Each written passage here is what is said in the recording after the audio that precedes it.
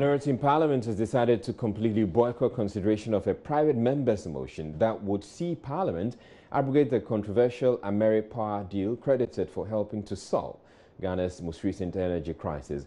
The deal approved by the House in March 2015 added some 250 megawatts to the country's energy stock, but at a price many believed was outrageous. According to a committee tasked by the Akufo-Addo-led government to investigate the transaction, the contract was inflated by $150 million and called for it to be renegotiated.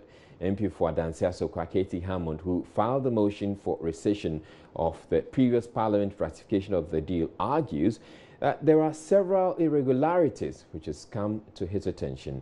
But the minority NDC, which has resisted the move, insisting it will be unlawful and will set a bad precedent. Adam Mutawakilu is ranking member on the Mines and Energy Committee. The minority does not want to be part of any bad precedent as far as parliamentary practice is concerned.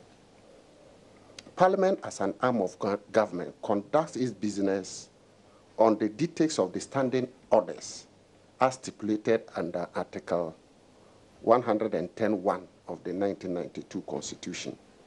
In other words, any action or move taken by any member of the House has to be within the remit of the Constitution and the standing orders. It is worthy to note that there is no part, section, or rule of the standing orders that allows for a motion to be referred to a committee after it has been moved and seconded to without deliberation by the House. This cannot be found in the current standing orders or standing orders of Parliament since independence. Secondly, it is strange that Honorable Katie Hammond, who is not a party to the agreement, is requesting Parliament to rescind its decision on the basis of gross misrepresentation. Katie Hammond has no local standby in this matter. Though we in the minority respect the concerns and the standing of Katie Hammond as a member of the Committee on Mines and Energy to take up matters pertaining to the sector, in the overall circumstance of this matter, we think his request should not be honored. In all this development, it is surprising that government, which is a party to this agreement, has remained silent on its position. We therefore call on government to come clear on its position with regards to the agreement. Parliament cannot subsequently purport to partake in determining or varying such terms. In the specific instance of the Ameri BOOT agreement, Parliament failed and or neglected to indicate in the approval decision that it retained a future role in the termination of the agreement. Therefore, the attempt to do so using motion filed by Katie Hammond is, or in considered opinion, ultra vires the powers of the Parliament and hence unconstitutional.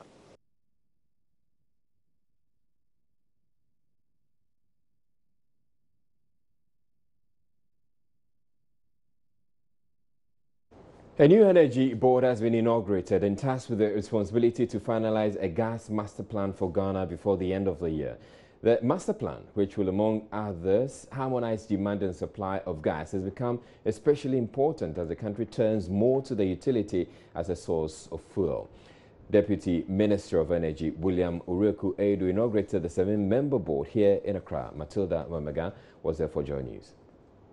The gas master plan contains projections of the country's demand and supply of gas, as well as the infrastructure requirements needed to ensure the targets are met. Deputy Minister of Energy William Ureku-Edu said the board would have to finalize the master plan and also within a month develop guidelines on the environmental and economic consequences associated with the use of solar energy in the country. We need to research into solar technology and storage systems that are suitable for our local conditions.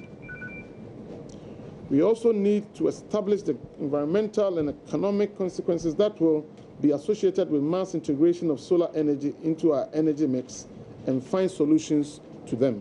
The Energy Commission is to provide guidelines and the needed legislative drafts for mini-grids within 1 month. within 1 month. I hereby charge you to make this happen sooner than later. I also wish to charge you to prioritize the finalization of the Renewable Energy Master Plan before the end of the year to kickstart its implementation. There is an ongoing discussion on a gas master plan. Information reaching me is that the document contains some inaccuracies that needs to be corrected. I am tasking the board to review the gas master plan and advise the ministry in accordance with the mandates of the Energy Commission as soon as possible. The 7-member Energy Commission Board, chaired by Professor George Payne-Hagan, as part of its mandate, is also to explore an efficient billing system for the street lighting project. Street lighting is an utility that is enjoyed by all persons living in Ghana. Accounting for the electricity consumed in street lighting, billing and paying for same is a big issue that is confronting the energy sector and the nation as a whole. I hereby charge the Energy Commission Board to come out with modalities that will address once and for all the issues of street lights with respect to standards for street lights, billing and payment for energy consumed in street lighting and traffic signals, as well as the possibilities of using solar energy for street lighting. A 7-member board was also inaugurated for the Bui Power Authority and the Ghana Cylinder Manufacturing Company. For Joy News, Matilda Humaga. Well, the chairman of the newly inaugurated board of the Ghana Cylinder Manufacturing Company, Frank Boache Ajeng, has assured the production of 50,000 gas cylinders for distribution nationwide. 17,000 gas cylinders have so far been produced. Speaking to the media briefly after the inauguration, the board chair also took time to explain the current state of the cylinder recirculation module. You hold meeting, you go to the company, assess the capability, assess the manufacturing lines, see how much they can produce. And then if the lines are okay, if the production lines are okay, what will be left is raw materials and the money to buy raw materials. I think we should be able to meet that target. The chief director wouldn't say it for nothing if he knows it is not possible to achieve. We will have to live up to expectation by producing what will satisfy Ghanaians and the ministry for that matter. The tanker drivers, I think, convey liquefied petroleum to be filled into cylinders for sale. I don't think we are going to be in conflict with them. Rather, we are going to target ourselves to producing so many cylinders that when they convey their goods to where they have to be discharged, cylinders will be ready and available to be filled. That will enable them work harder and earn more. It will also enable us to improve the living conditions of the people by assisting them to stop cutting wood to, bring about deforestation, by burning charcoal to bring about deforestation. Still ahead on JoyNews Prime, the judiciary was the focus of Parliament's Public Accounts Committee sitting today. We'll share with you aspects of the proceedings conducted in Camera. Stay tuned. Research and programs at CDD Ghana, Dr. Franklin Oduro has charged government to take seriously findings of the district league table 3 years after its inception. The DLT, according to CDD, could largely serve as a catalyst to drive the country's decentralization program. Dr. Franklin Oduro, who is also the deputy director of the policy think tank, said this at a roundtable discussion over the DLT and how government could benefit from it. All of us are stakeholders who are interested and believe in ensuring that all districts, or all citizens who live in all the 216 districts we have in Ghana have the same sense of development. So the district league table essentially looks about the well-being of citizens. So whether you live in the metropolitan area, you live in a municipal, or you live in a district, is the well-being of a citizen in the area of education, health, water, sanitation, security and governance. And so we are going to launch the fourth one in November, and before the launch of the fourth one, we thought that we should have this discussion and see how all of us can draw from the findings that the reports are generating and to deepen decentralization and development in Ghana. Ranking member on Parliament's Local Government Committee, Neelante Vandapo, said the DLT has provided government with the necessary tool to measure the level of development across the country to avoid repetition of development projects. The district league table is a very good tool for efficient measurement of how the district assemblies are providing the needed social services and development objectives for the people. It helps us to be able to make people accountable to the resources that are given to them at the various districts for development purposes. Many a time we do not have the, let me say, the right mechanism to measure how our development is going in the area. But this one gives us opportunity to have an all-encompassing measurement tool to assess development in the various areas. And it helps us as policymakers to be able to know which areas we need to focus attention, and also help us in avoiding duplication of functions and duplication of roles in the various districts. So it's a very good tool. What we need to do is to strengthen the mechanisms involved, strengthen the areas that we use, the indicators that we use to make these assessments so that we can really have an overall assessment of development in our districts. An attempt by the Accra Metropolitan Assembly to take over the parcel of land at the Kwame Nkrumah interchange, where the VVIP bus terminal is sited, failed Wednesday morning after officers from its rapid response unit clashed with operators of the terminal. The operators, who put up a fierce resistance, accused the assembly member for the Kokolimli electoral area of trying to take undue advantage of the changing government to lease portions of the land to party faithful. Regional manager of the terminal, Ni Yamo, tells JoyNews they will continue to resist any attempt by the assembly member to take over the land. You know Ghana is been going to China. You know they are Chinese people. They are your friends. Ghana goes there to take money every night. You know it. What are you talking about? That's your land. You know what you're Don't be doing those politics. Don't be doing those politics. Don't be doing those politics. This morning we are just, doing our normal business, and where this gentleman came in an unidentified attack, claiming they are from AMA, and they've been instructed, or they were led by the honorable assembly member here called Moses Abo, that they want to put some containers, or they want to erect some containers here on our station and on the premises that we have duly acquired.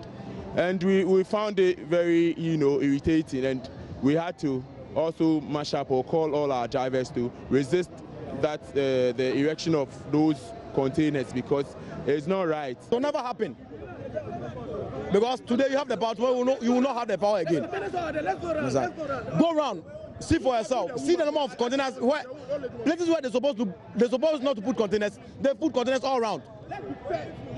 This Chinese you believe AMA is encroaching your property? Yes, that is it. Thank you very much. And I have one of the traders whose container was forcefully moved by some members of the AMA Rapid Response Unit laments to JoyNews.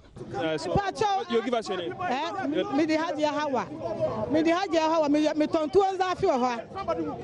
Every time I end this time, I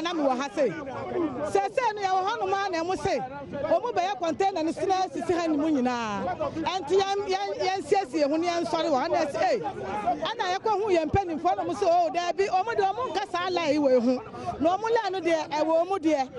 meanwhile, the head of the AMA Rapid Response Unit has defended the Assembly's move. In an interview with JoyNews, the Assembly member for the Kokomlemle electoral area, who doubles as the head of the Rapid Response Unit, said the move is to create a conducive environment for traders who do business on the pavement. Nobody is encroaching on the VVIP, as you said, as land. the VVIP man was there for temporary, and it was within previous government. And we all know the traders were there when the previous government took over. Now, they are trying to inject them from the land. But under my leadership, I'll make sure I protect the interests of the people, because Ghanaians first. We will not allow that a foreigner will come and take our property while our people are suffering. But if the foreigner, like you mentioned, has duly acquired this land, why would you want to forcefully get them off to allow Ghanaians to work on? Well, I'm not getting them off, and then there are a portion that... That's the allegation that the operators of the VVIP terminal are making. That is what they will say, because I'm fighting for my people, the Ghanaians, as I said, because I'm born and bred in this country and I'm a Ghanaian, and then I know the history of that area. I am an assemblyman for 2 terms in that electoral area, and today I become the head of the AMA Rapid Response. I have to fight for my people first. Are you suggesting that you wouldn't respect the agreements they entered into with the previous government? It wasn't good agreement. You can go and check the documents. Okay, it wasn't good agreement, and I'm working on it. I try to be. What makes it a bad agreement? Well, when the time reaches, you see your influence to disadvantage the investor. I've invested in that piece of land, and now you are telling me that I should give portion of that to the Ghanaian because they are Ghanaians and I'm a foreigner. I am not saying it's not fair. I am not saying you should give a portion. That portion doesn't belong to him. It's a government land, and I will not allow myself to give that land to a foreigner. Again, what I will do is that to make sure Ghanaians rather benefit from it. Operators of the terminal, however, say they will in the coming days make public documents supporting ownership of the land in question. Well, the general manager of the VVIP bus terminal, Niyamo Odwe, was on the polls earlier with documents to prove they have an outstanding land lease contract issued to them by the Lands Commission on behalf of the government of Ghana. He told Gifty Andor Pia, although his bosses are engaging the AMA for an amicable settlement, they will not hesitate to take legal action against government on the matter. We're taking a break on JoyNews Prime. We'll bring you business news next. Stay tuned.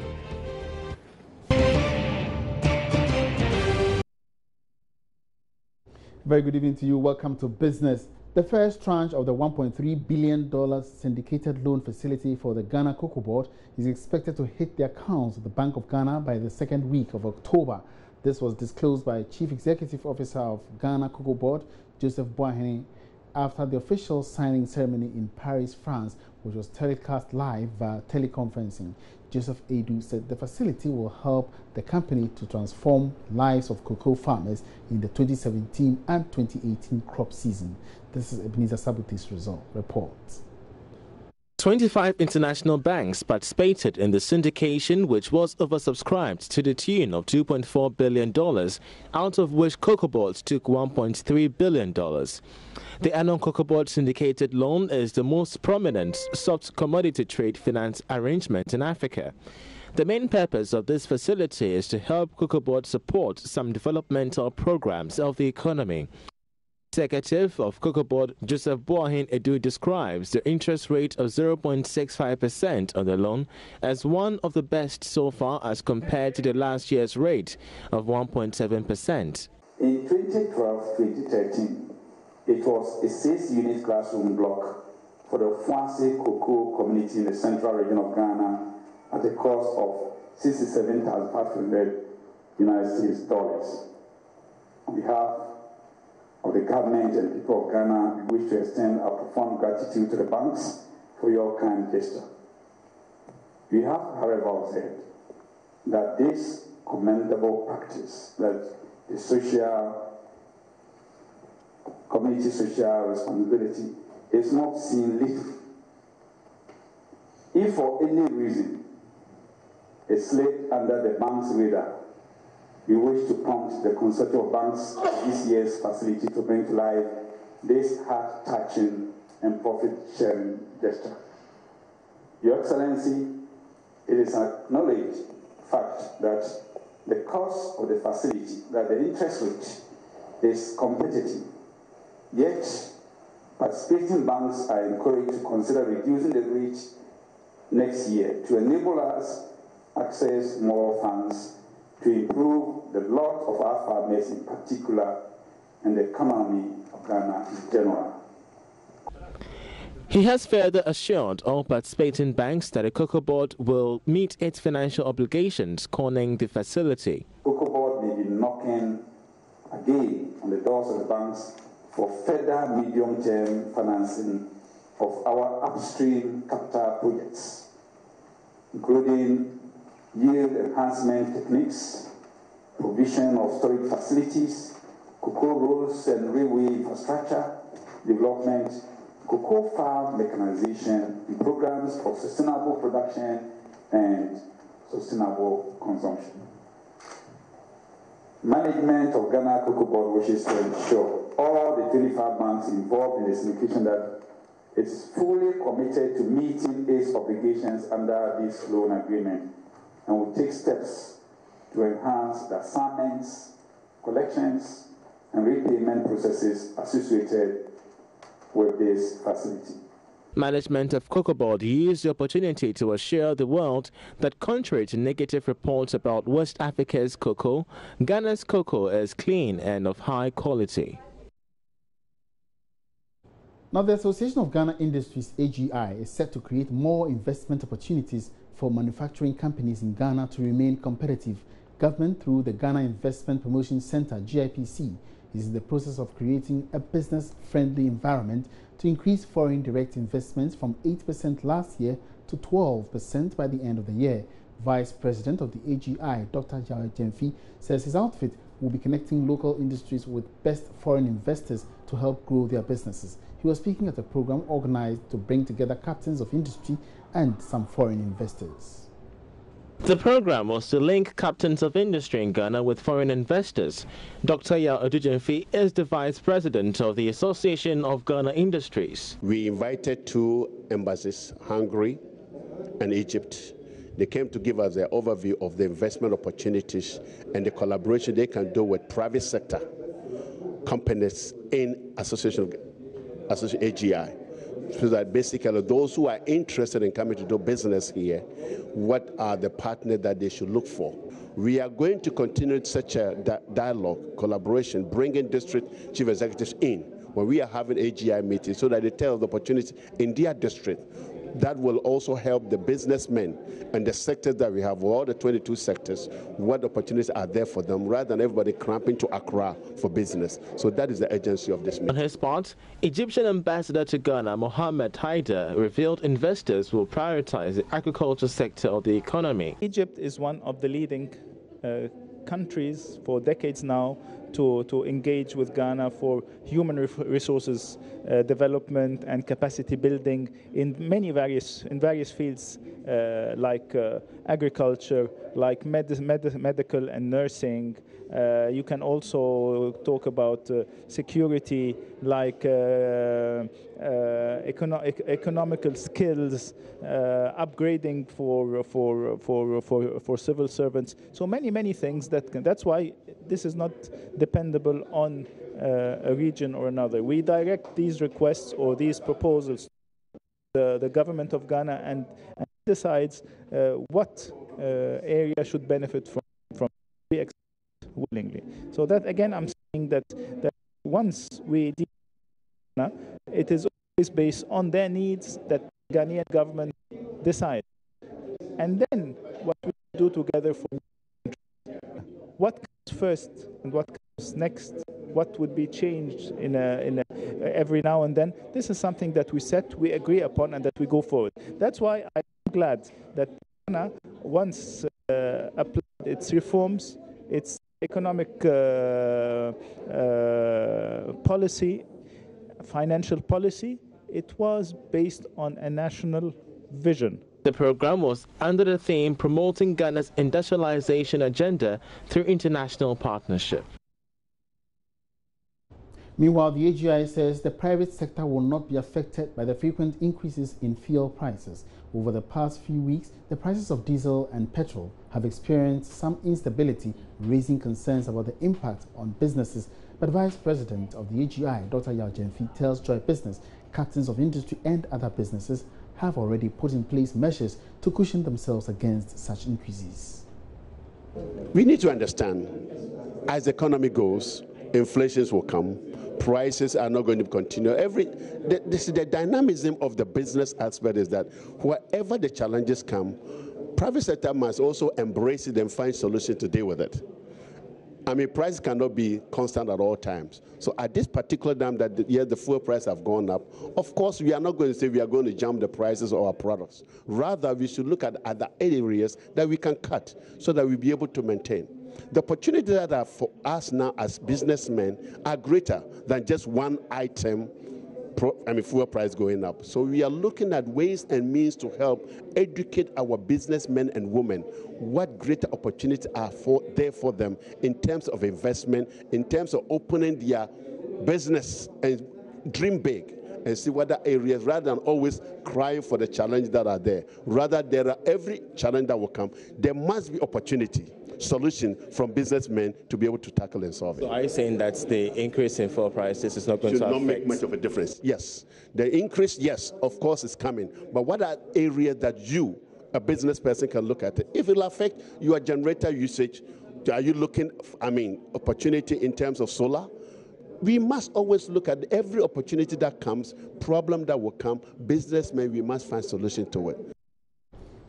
Away from that, economist Dr. Eric Osesibe is making a case for government to benchmark the salaries and earnings of directors of state-owned enterprises against the levels of productivity. According to him, the decision by government to review the remuneration structure of the various directors is a laudable idea but needs to be tackled carefully. In an interview with Joy Business, economist Dr. Osesibe expressed the view that the review should be based on productivity levels.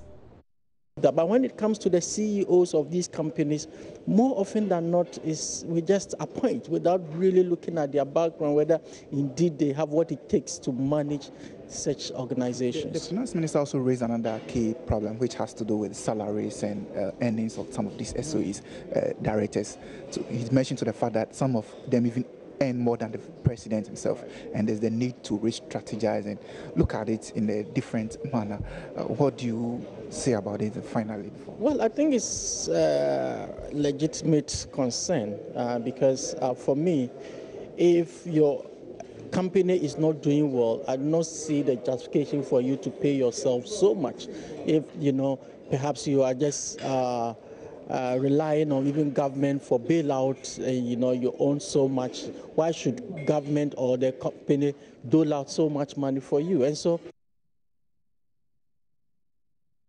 that's all in business for tonight. Many thanks for your company. My name is Emmanuel Abuaji. Have a good evening.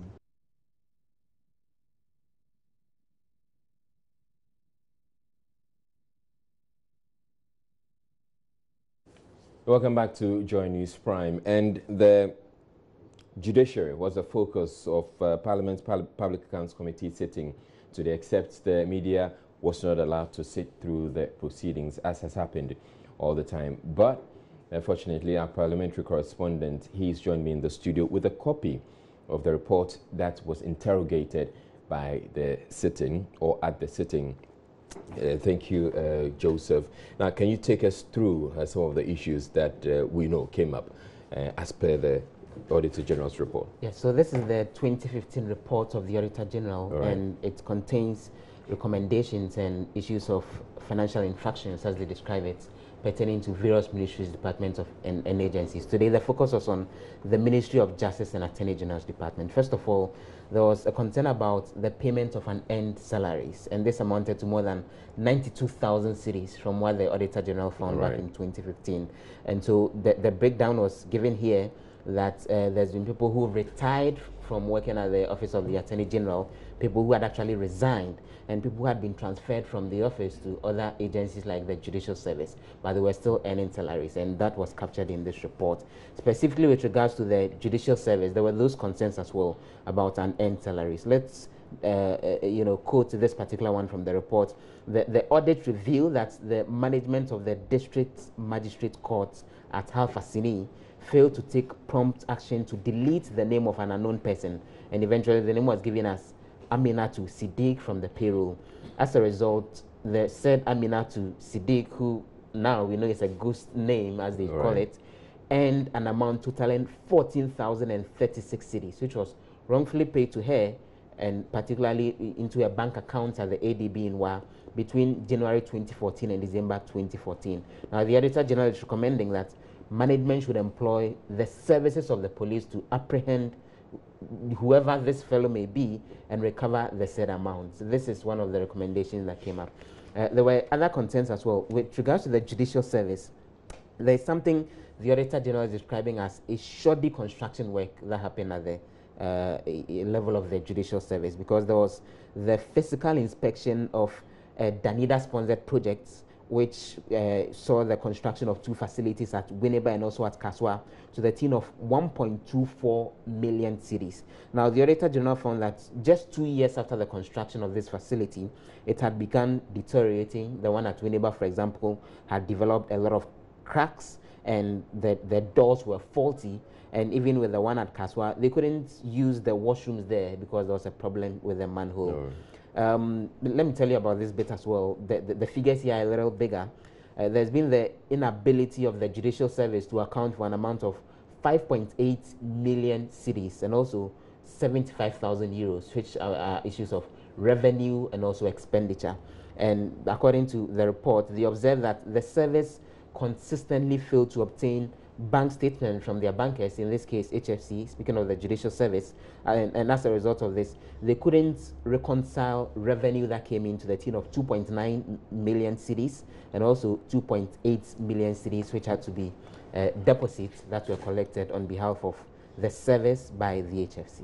Now, typically you would want to appreciate that the reason why the Public Accounts Committee would decide to hold an in-camera sitting will be because of the sensitive nature of the issues that will be interrogated. But if you're looking at the issues that are in the Auditor General's report, which will be the subject of the proceedings, we're not really seeing anything that sensitive that, for which reason the media will be kept away. That's the case. So it looks like these are situations that have actually happened with a number of other departments and agencies that have appeared before the Public Accounts Committee, and that they allow the public sitting when it comes to it. I've been learning today that even last year, when the Judicial Service had to appear before the committee, again, they insisted that the sitting be closed and that the media not be allowed in. It's not too clear what prompted this, but one other understanding we're getting is that if any ministry, department, or agency feels uncomfortable with a public sitting, it can request. They can make that request directly to the chairman of the Public Accounts Committee that the sitting be done in increments. So the suspicion is that just maybe in this case, maybe the Attorney General's office or probably the Judicial Service itself made this request, which was eventually granted by. Is it possible that some of the issues that would be discussed or will be deliberated upon would not be captured in the Auditor General's report? So usually the focus is on the report, and then when they bring representatives of the ministries to the committee, then they are supposed to offer explanations as to how come. So sometimes in the explanations, a lot more revelations are made. Sometimes additional names are mentioned in terms of those who undertook the transaction. Sometimes after the issue was brought to the attention of the ministry, the department or agency, following the audit report, then we see situations of the MMDA itself undertaking investigations into what may have happened and uncovering sometimes a lot more rot in quotes, other times a lot more corporates who may have been involved. And so that's really a possibility that maybe the full story as to what transpired, for example, at the sitting today, is not what we're seeing in this report. All right. Thank you very much, Parliamentary Correspondent Joseph Opoku Gakpo. Now, government has assured heads of the various senior high schools that their infrastructural needs are being addressed. The assurance comes amidst several complaints that enrollment of freshers has been significantly slashed by the schools at a time when an increasing number of people are seeking to benefit from government-free SHS policy. Deputy Youth and Sports Minister Pius Ajide, during a tour of senior high schools in the Sujaman district, blamed the numerous school projects left uncompleted by the previous government for the pressure on this year's admissions. Kwame Yanka's report. According to him, Government, as part of the Free SHS program, will complete all abandoned projects and initiate new ones. At Akomiman Senior High School, for instance, a boys' dormitory started by the previous government is still at the footing level. The situation is not different at Apegusu SHS, which needs a boys' dormitory to accommodate newcomers. Pius Hajije assured that these are in place to address challenges. There are one or two teething challenges that need to be resolved. There are instances that we may need to bring in a few more student mattresses and so on and so forth. And those immediately I get back to Accra, I will report to the relevant sector ministry for redress. But there are some that may need more long-term and permanent resolutions, like the need for more classroom blocks, the need for more dormitories, more assembly halls, and so on and so forth. Rest assured that there is going to be yet another robust and vigorous agenda on the part of government to increase on the infrastructure stock in our schools. Headmaster at SBSHS Oseyampong, school is faced with shortage of beds, desks, and is dealing with bed bags. As they are, once they find the bed bags there, they start destroying them because they hit them on the ground, hoping that they will drop, and in so doing, they destroy them. So if they can be replaced, and some of the decks are also broken, it's a natural destiny. So if they can be repaired for it. Meanwhile, headmistress of Ajena Senior High and Technical, Joyce Ocher, says over 53% of the 1,300 students are day students, despite coming from Accra and beyond. I will want to plead the government should allow the students to decide whether they would be day students or boarders, so that the boarders, I will plead that the number should be greater than that of the day student, because knowing those at Ajena, Pese, Jekiti, they can be day students. But unfortunately, most of them didn't choose this place. We have had about 3 or 4 students being coming from that side. The various schools are hoping that government will deliver promises made. Kwame Yanke's report for JoyNews. Elsewhere, educationists in the Agotimes Jope district of the Volta region are lamenting the lack of infrastructure and educational logistics in most schools in the area. They stress that phenomenon threatens their objective to improve the standard of education in the district and called on stakeholders and government to endeavor to remedy the situation. The teachers disclosed this to JoyNews on the sidelines of a tour of some selected schools in the district by the district chief executive and the MP for the area, David Dixon Jope. A visit to the St. Mark's Anglican Basic School in Kpotoi revealed that its kindergarten department has no classroom, hence have to be accommodated in 2 classrooms meant for the basic school.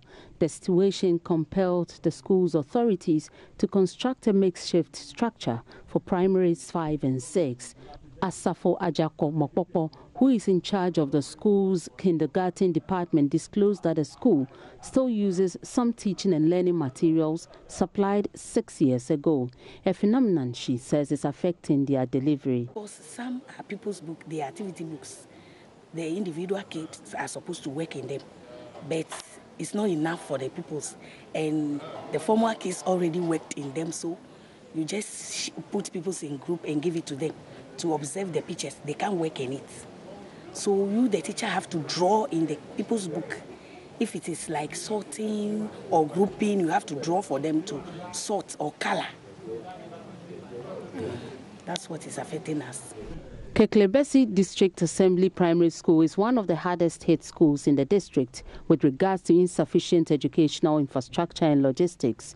This classroom accommodates the nursery department with children numbering about 50. Appropriate furniture for the children is a luxury. The children improvise by writing on their laps. The school has no computer lab, therefore teachers have to improvise in teaching ICT, which they believe hampers effective education. She also lamented on the unavailability of teaching and learning materials. When we are about to write notes for the pupils to copy, it's very difficult for them. You have to wait for them to finish with one side before you continue, which is very bad. And let's talk about reading textbooks and exercise books. Most of the classes here, we don't have textbooks at all, especially English reader. We don't have English reading book at all. Class 4 and Class 5 are using the same reading book, and it is not even enough. When we talk about ICT tools, they don't have any. Not even a desktop to show the people that this is a desktop. We don't have mouse. They don't have keyboard. I mean, ICT tools, they don't know anything about it because we don't have it.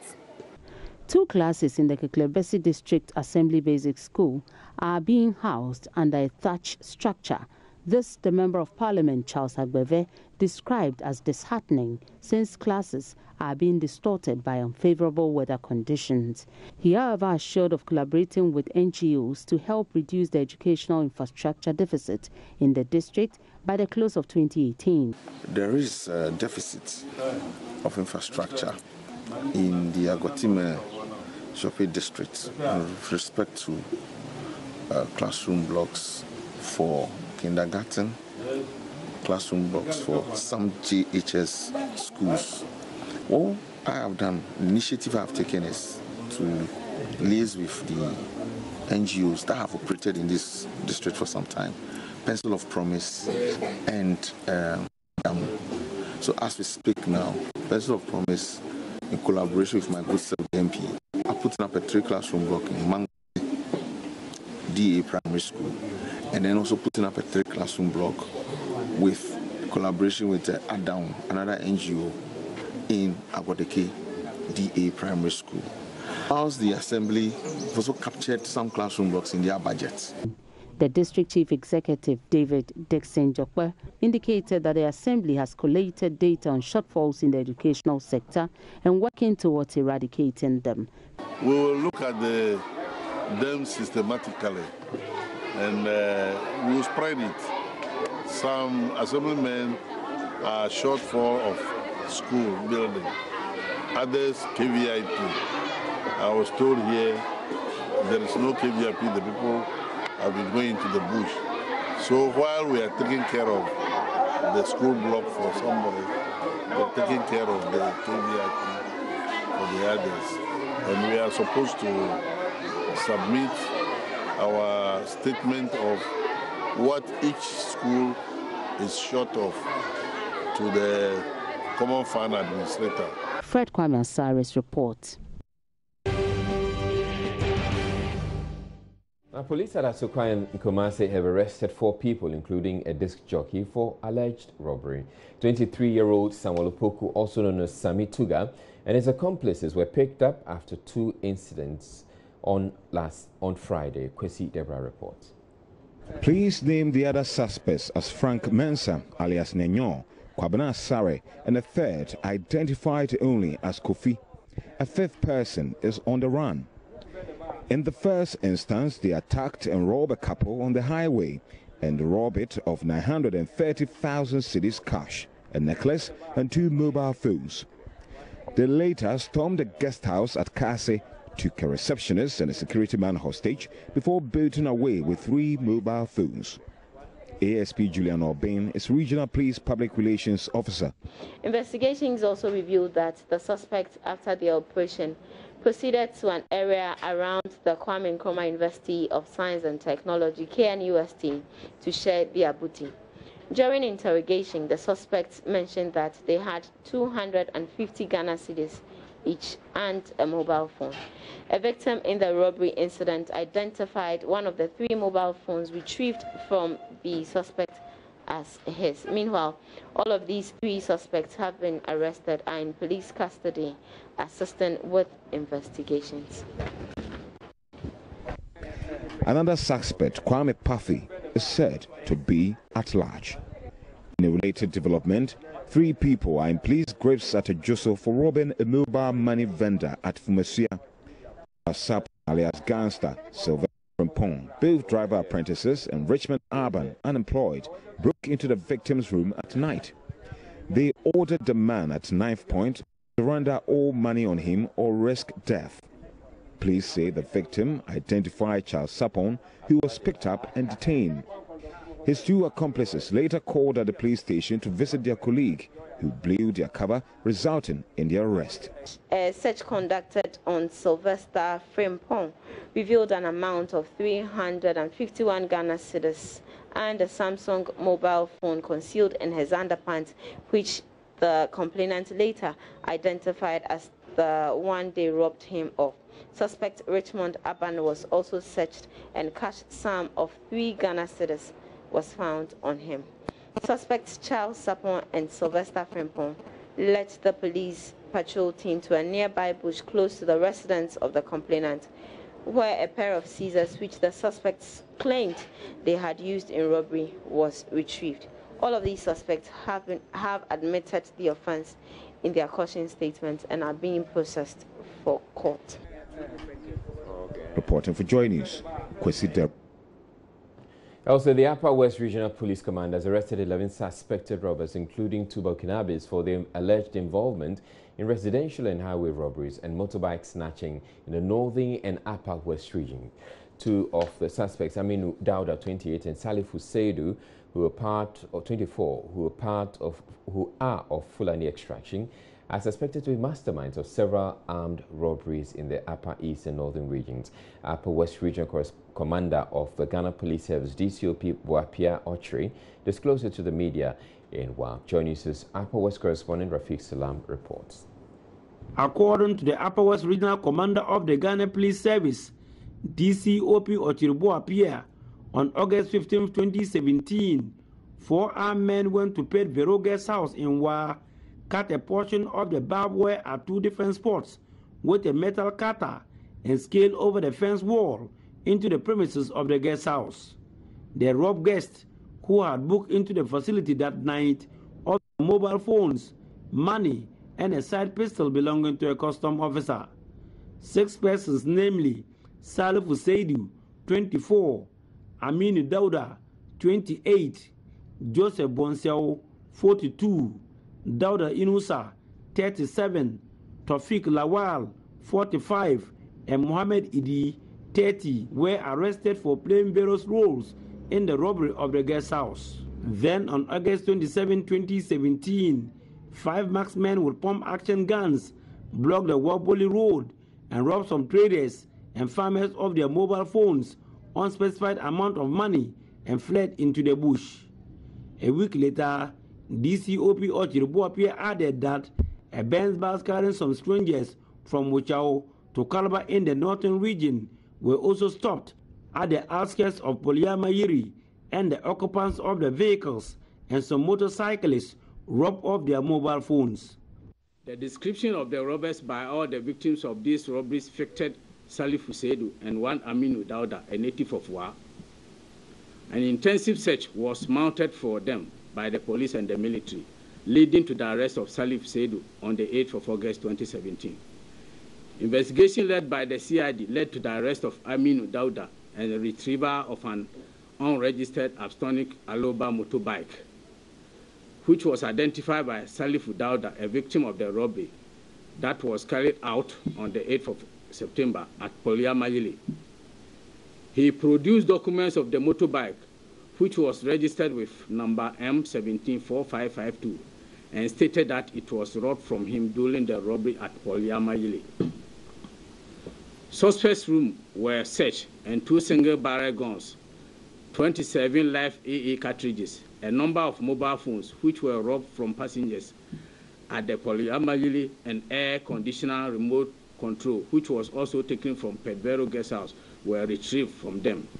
Further investigation led to the arrest of Joseph Bonseo and the stolen pistol retrieved from him. The Sasala West and East districts also have their share of the robbery incidents, as several passengers were robbed of their money, mobile phones, and other personal effects.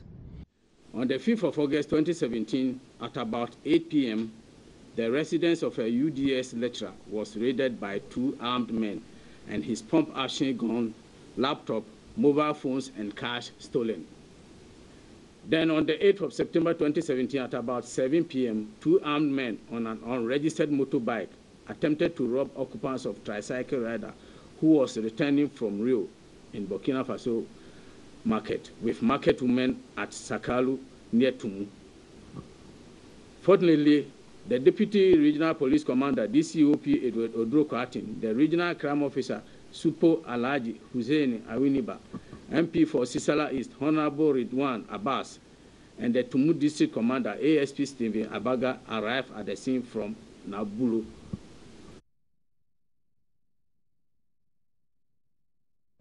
The Brahafo Regional Minister Kweku Osuma-Chreme is threatening legal action against some members of the Domawood village who have accused him of extortion. The group at a news conference at Doma in the Brahafo region last week petitioned President Akufo-Addo to, as a matter of urgency, investigate the Regional Minister Kweku Osuma-Chreme, who they say has set up a task force which takes monies from them before allowing them to cart their chain-sawn lumber out of the region.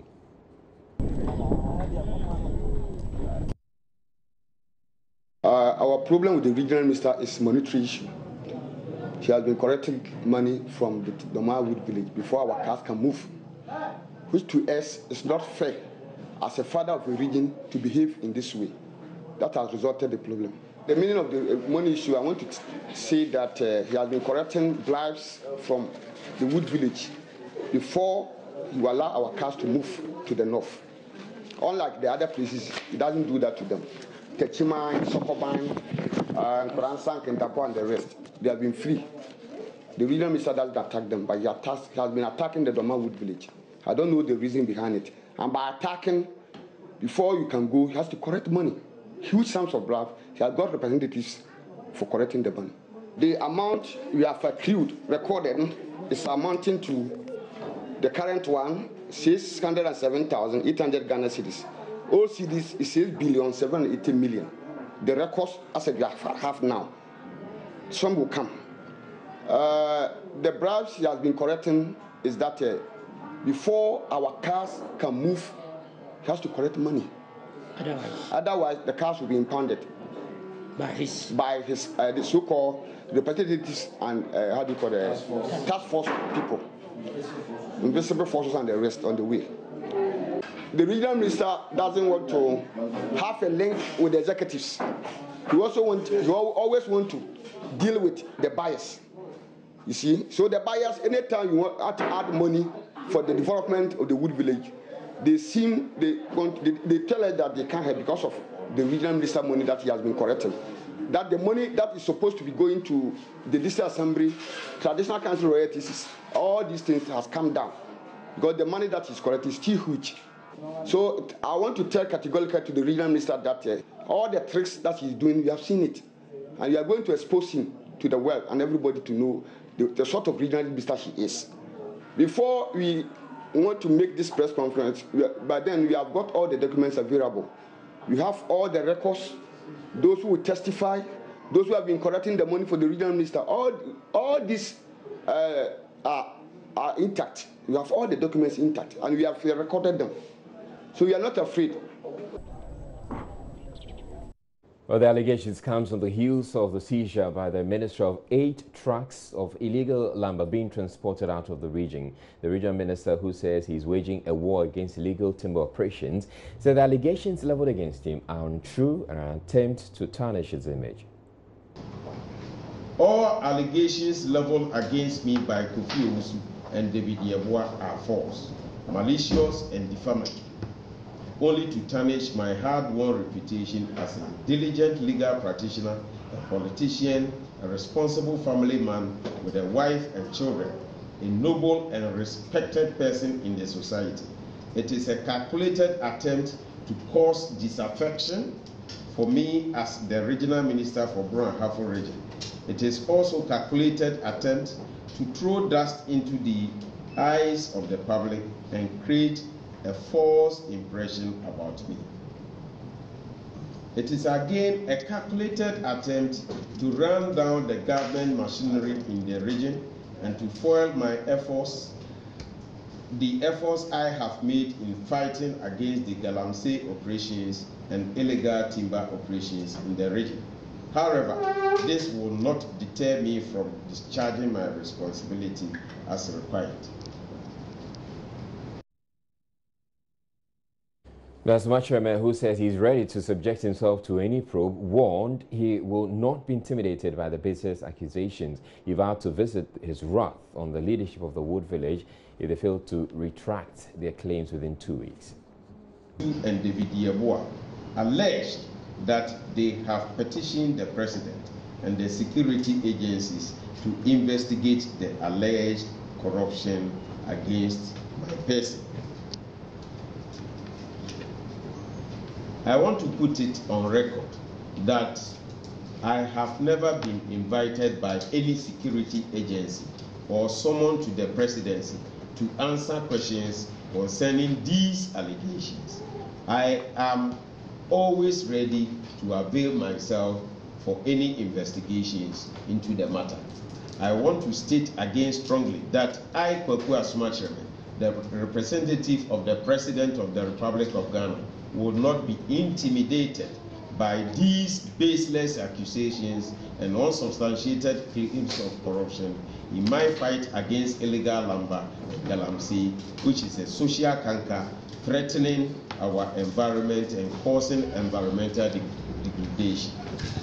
As the President has stated on several platforms that he is ready to look into any case of alleged corruption, David Yeboah and Kofi Osu may kindly take up this matter to the presidency for same to be looked into. I'm ready for that. I urge my friends Kofi Osu and David Yeboah of Domawood Village to retract the falsehood statement made at or on various media platforms against me within 2 weeks. Else, upon the advice of my lawyers, I will seek redress at the appropriate forum. I'm grateful. Now, the Member of Parliament for Kwabre East, Francisca Ting Mensah, the youngest member of Ghana's legislature, was elected to represent her constituents at age 26 while still an undergrad at the university. There were questions about how she would be able to survive, especially being a female who had very little exposure in the world of politics. After 8 months in the House, the MP is not claiming to have mastered the ropes. Indeed, she admits it's been 8 months of surprises and confusion. Java tells JoyNews correspondent Mahmoud Mohamed Nuruddin her experienced colleague, parliamentarians, have been extremely helpful. When you had to ask questions, when to make statements, you know, there were so many things that we didn't know.